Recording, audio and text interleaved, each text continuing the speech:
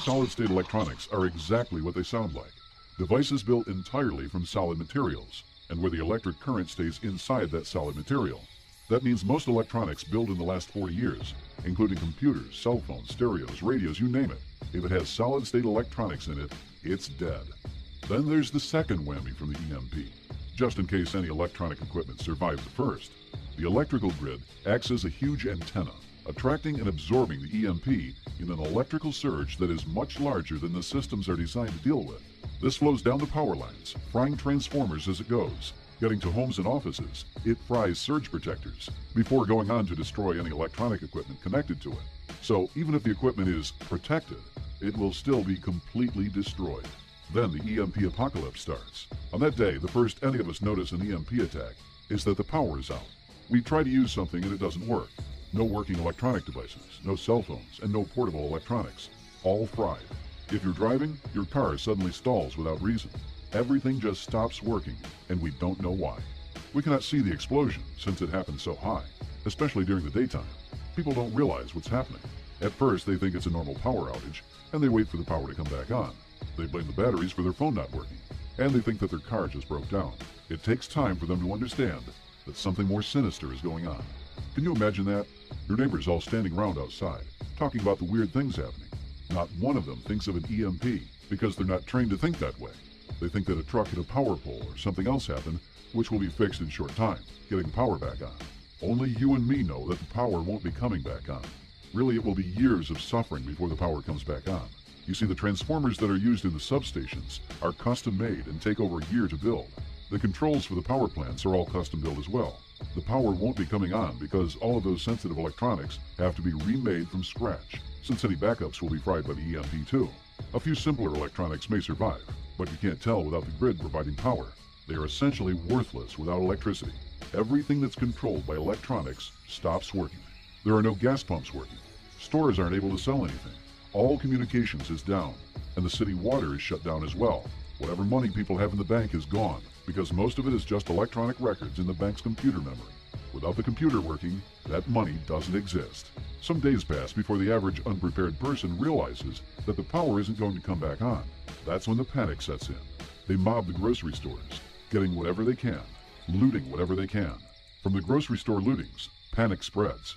People invade convenience stores, hardware stores, liquor stores, and even electronic stores, not realizing those electronics are fried inside.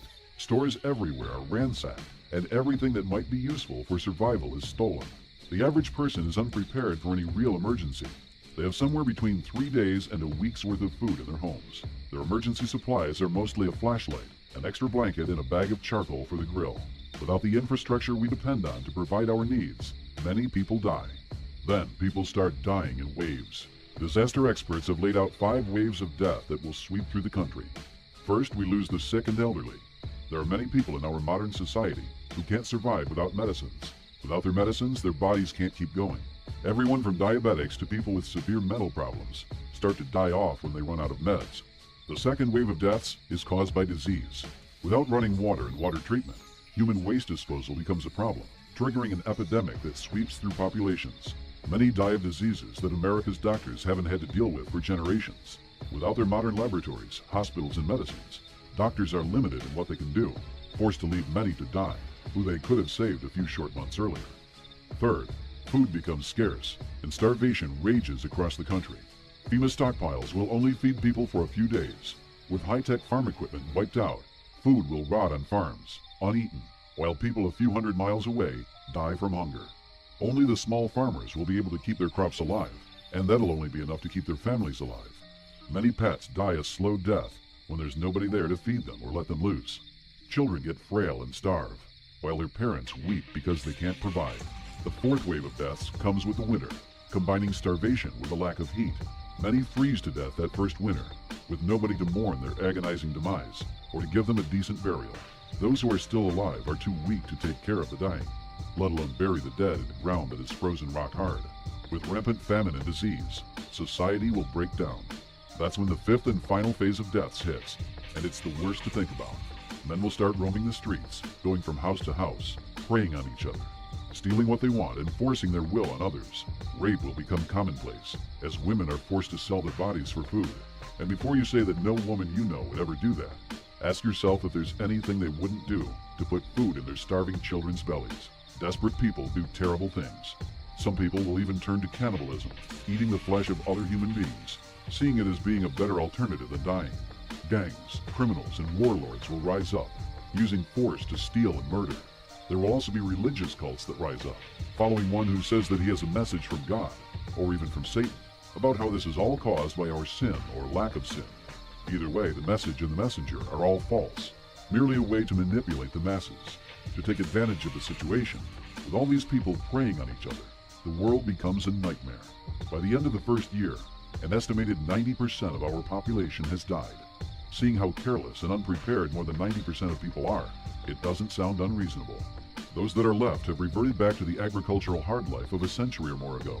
Some moved from their homes into other places, where they can raise their own food, while others turn their homes into homesteads.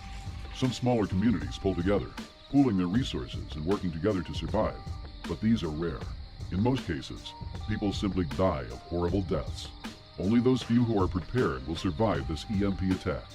Many people expect the government to take care of them, and so they turn a blind eye to the dangers out there, especially the chief danger of an EMP attack by Iran. These sheeple are the ones who end up dying off in that first year. They believe in a group of incompetents and crooks called government that are not even prepared themselves to survive an EMP event. What makes them think that the government will be able to protect them? All we have to do is remember how ineffective the government is in dealing with disasters. When Hurricane Katrina hit, the government didn't save the people of New Orleans from the flood, from the following disease, or from the following social chaos of gangs or murderers and rapists.